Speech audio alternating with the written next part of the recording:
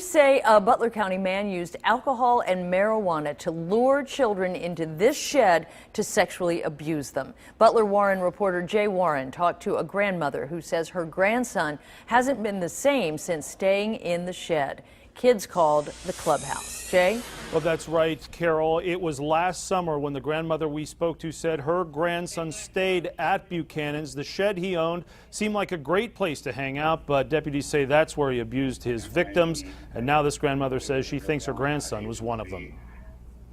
This is the shed Butler County Sheriff's deputies put on display today in the hopes that it might jog the memory of parents and children about Luke Buchanan, a 34-year-old man who's been indicted for raping boys under the age of 13.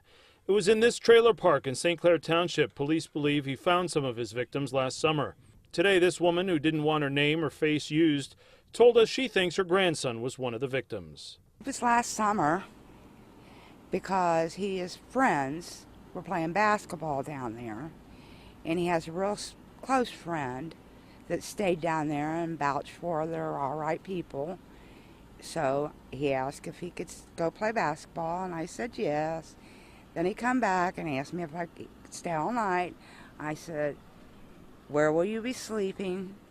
He told me inside the trailer. But just this week, with reports of the charges against Buchanan, she found out that her grandson actually stayed in this shed where police believe Buchanan perpetrated his crimes. I don't feel that he's the same. I don't know if it's having to do with that, but he's got an anger inside of him that we don't know where it comes from. And just like I said, they were supposed to be his friends. He says nothing happened, but I am not sure of that now.